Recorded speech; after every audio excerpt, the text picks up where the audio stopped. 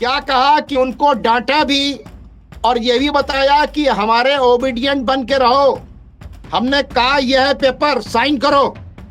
ऐसा लगता है कि कोई माफिया और कोई गुंडा किसी। मैंने सोचा था कि आपके चैनल के जरिए मैं वीडियो सुनाकर उन झूठे यूट्यूबर्स को जो पेट्रो डॉलर के ऊपर बैठकर कसीदे सुना रहे थे और बहुत तारीफ किया करते थे अरबों की, टर्की की, और ऐसा बता रहे थे कि ट्रम्प को बस अब अरब झुका देंगे।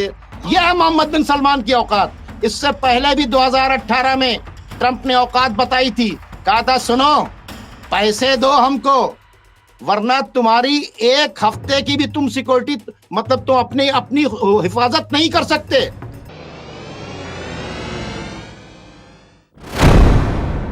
आदाब, मैं हूं मुमताज आलम रिजवी और इस वक्त मैं आपके खिदमत में हाजिर हुआ हूं। बात करूंगा यमन के अंसारुल्लाह अल हौती की।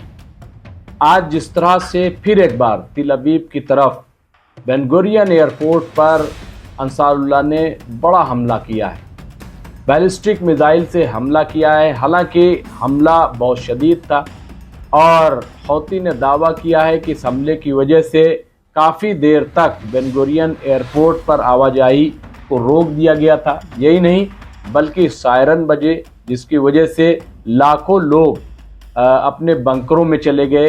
यानी हमला जो है वो निशाने पर जाकर लगा।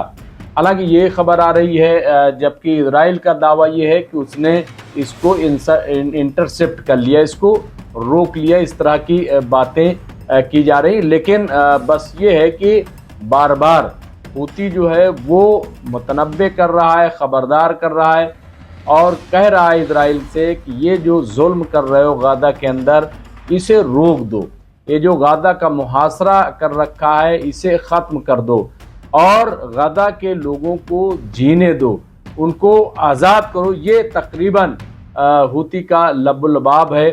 तो देखा जाए तो ये हूती की तरफ से एक बड़ी कार्रवाई सामने आई है। लेकिन दूसरी तरफ हूती ने अरबों को भी ललकारा है, उन पर भी एक तरीके से हमला किया है और ये हमला अपने खिताब के ज़रिए किया है। उन्होंने कहा है कि ये सब जो कुछ हो रहा है, जो भी जुल्म किया जा रहा है, उसकी वजह सिर्फ ये है कि उम्मत मुस्लिमा खामोश है, उम्मत मुस्लिमा बोल नहीं रही है। अगर उम्मत मुस्लिमा मुत्तहिद होकर के बोलती तो आज गाजा में जो जुल्म ज़्यादती की जा रही है, शायद ये जुल्म ज़्यादती न होती। लेकिन सब खामोश हैं। आइए सबसे पहले सुनते हैं कि हूती ने अपने बयान में क्या कहा।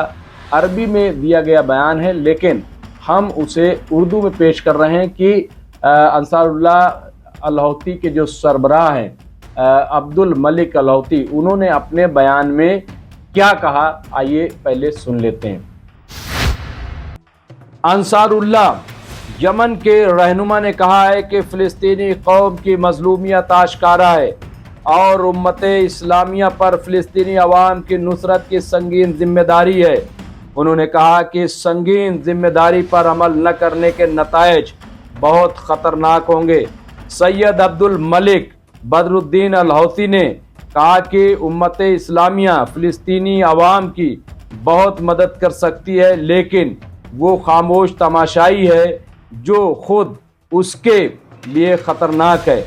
उन्होंने कहा कि उम्मत इस्लामिया की ये खामोशी जराइम के इर्तिकाब के लिए इजरायली दुश्मन की जुर्रत बढ़ा रही है।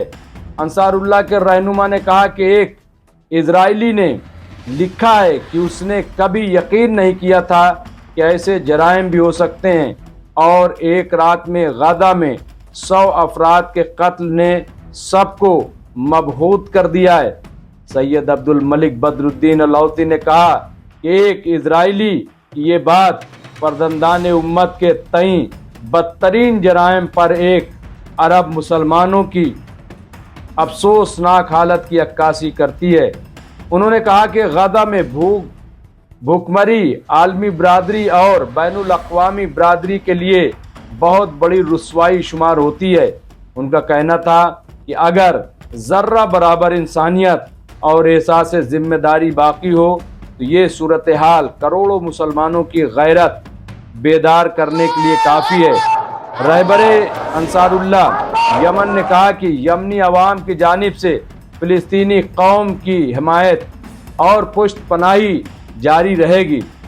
उन्होंने इसी के साथ यमनी अवाम से अपील की है कि गुज़िश्ता हफ्तों की मानिंद मिल्लत फ़िलिस्तीन की हिमायत में होने वाले अजीमुशान मुजाहिरों में बढ़ चढ़ कर हिस्सा लें।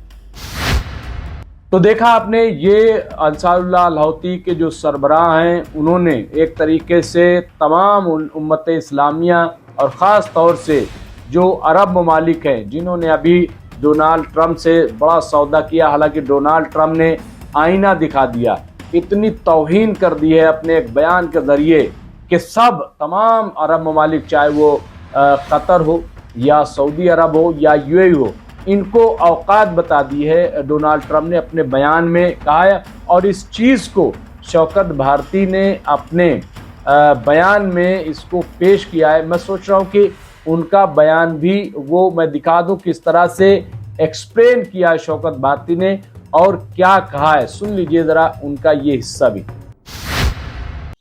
एक वीडियो मुमताज साहब अभी मैं आपको भेज दूं कि ट्रंप ने जो बयान दिया है और ये अरब से जाने के बाद वो बयान है, मैं आपको वीडियो भेज दूंगा, ये हो सकता है आपने देखा हो। उस वीडियो के अंदर ट्रंप ये कह रहा है कि मैं गया अरबों से मिलने के लिए, उन्होंने मेरा जो है मेरे शायाने शान मेरा वेलकम नहीं किया, मेरे शायाने शान मेरा वेलकम नहीं किया, मुझे 24 कैरेट गोल्ड की प्लेट में खाना खिलाया, ये सब कुछ किया। और लेकिन वो मुझको मोटिवेट करना चाहते तो मैंने कहा मैं सिर्फ आया हूं, जो मैं कह रहा हूं वो सुनो। और मैंने उनको टाइट किया और मैंने जो चाहा उन्होंने दस्तखत किया और कहा कि एक मतलब यानी एक गुलाम के तरीके से, जैसे ओबीडियंट बन के रहो, दस्तखत करो, यह बयान दिया गया।